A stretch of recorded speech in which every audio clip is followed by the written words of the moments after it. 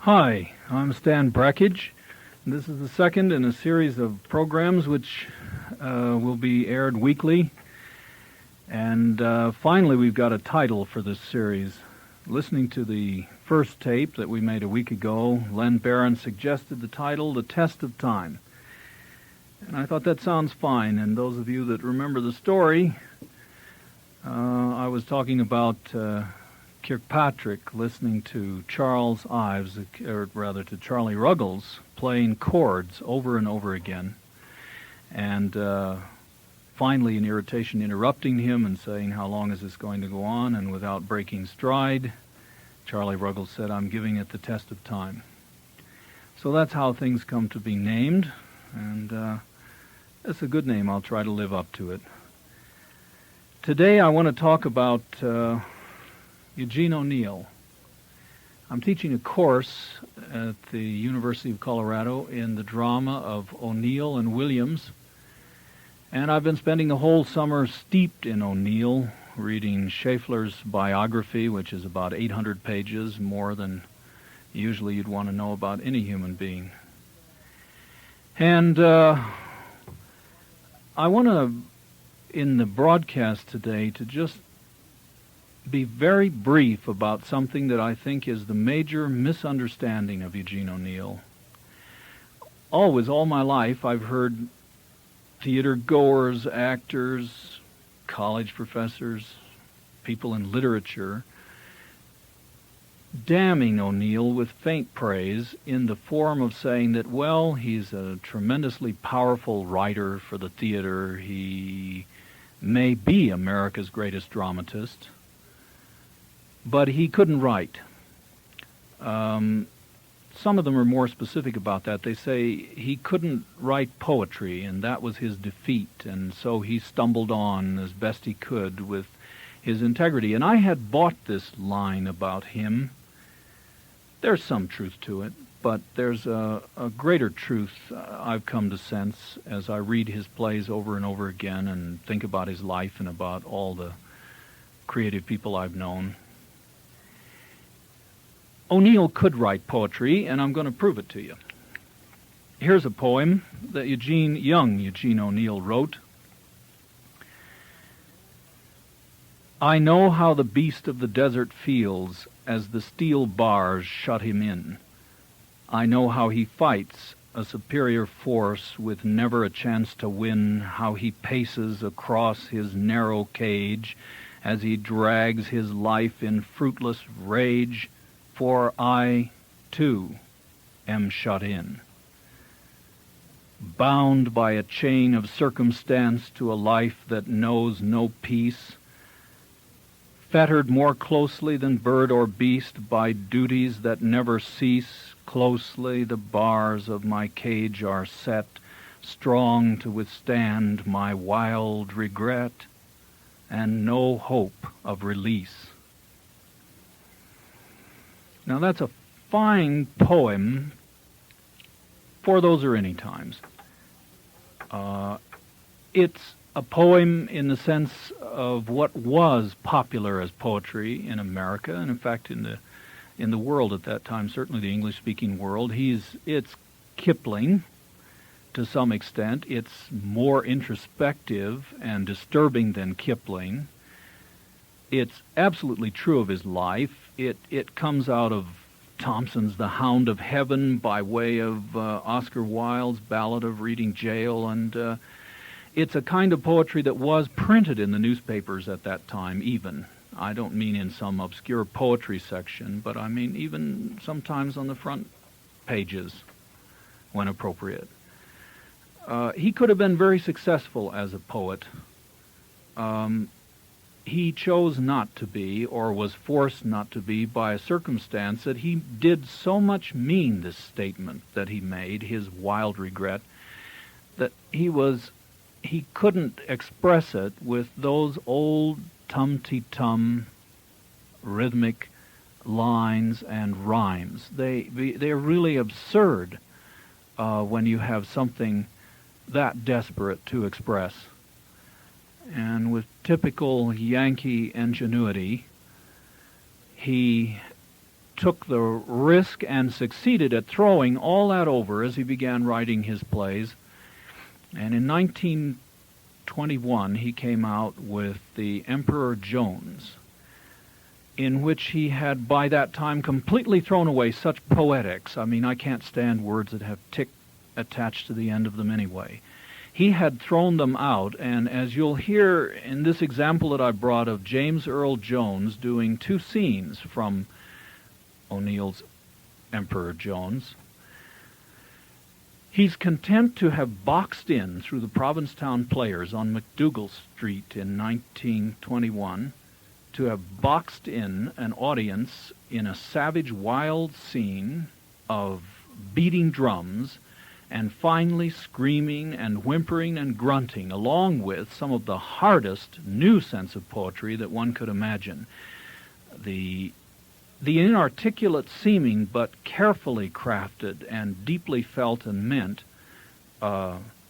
statements of a man being reduced to terror in the jungle as he's hunted down by those whom once he ruled over. And also, which is more to the point, as his mind deteriorates under the influences of their voodoo or his own. So Eugene O'Neill, actually more than August Strindberg before him or anyone else, turns the stage into a human mind, or in fact the whole auditorium. And here's a good example of a couple scenes. Only the silver one. If more of them hands come after me, how am I going to scare them away? Oh, Lord. Only the silver bullet left. And I got to save that for luck. If I use that one, I'm gonna show. Oh, Lord. It's black here. Where's the moon? Oh, Lord. Don't this night ever come to an end?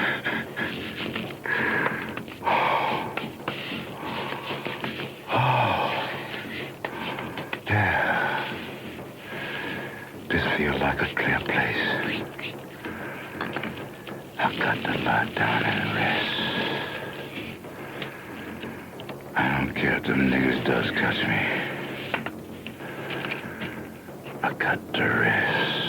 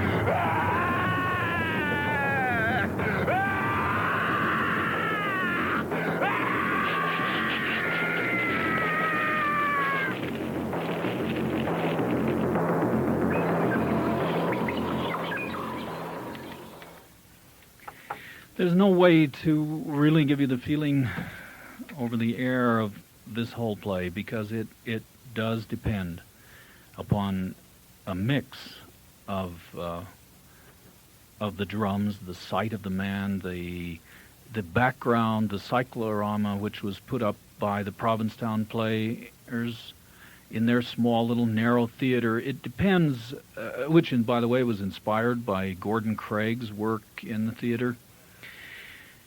It depends on so many things that it's not easily understood as literature. But one way in which I would hope people could begin recognizing the new impulses, at least in 1921, and still not really comprehended in the arts, would be to follow along a line of rhythm, to recognize that there are new rhythmic impulses. They aren't, of course, new to human existence, but the need to express them is new. And they will no longer,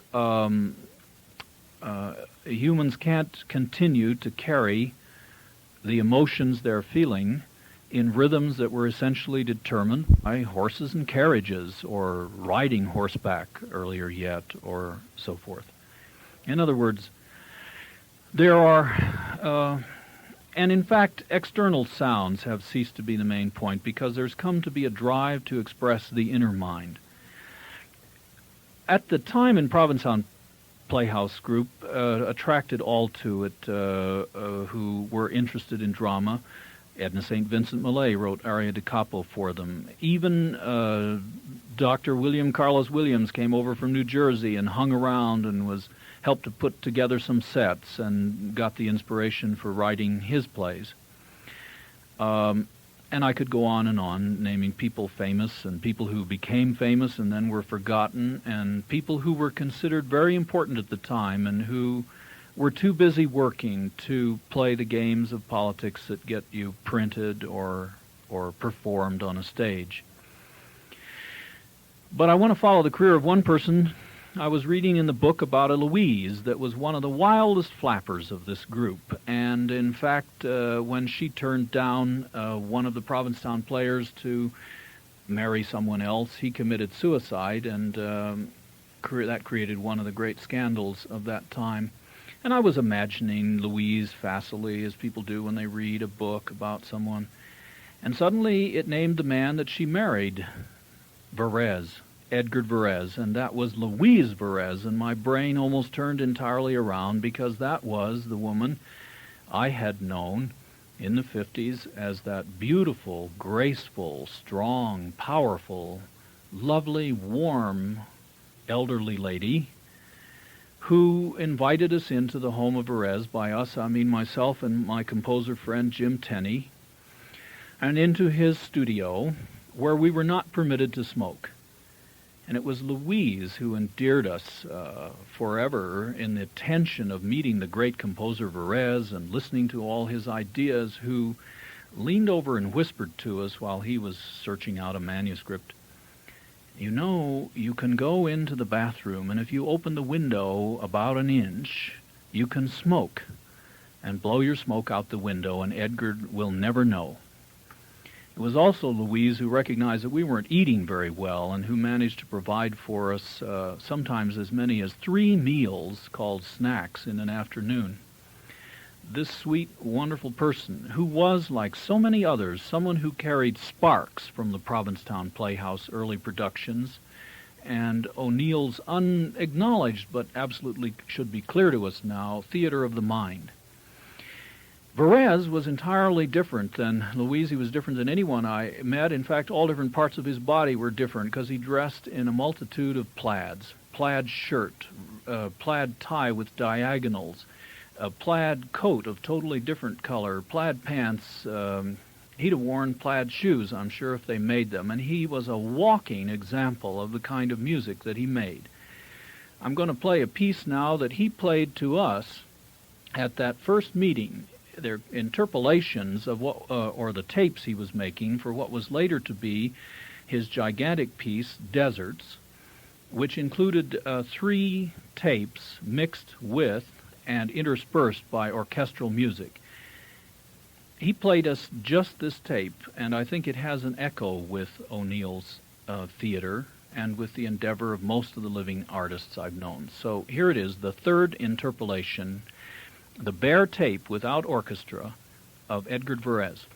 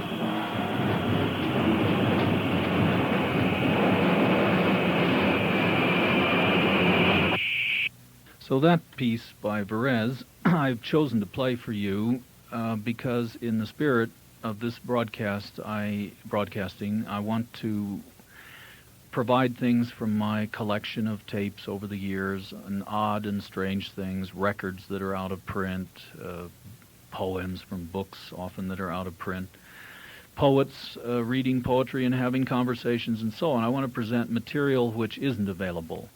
Actually, for those that want to hear the full magnificent piece, it's available in several recordings, beautifully made Columbia recordings of the complete Deserts, and in fact the complete orchestral works of Edgar Varèse.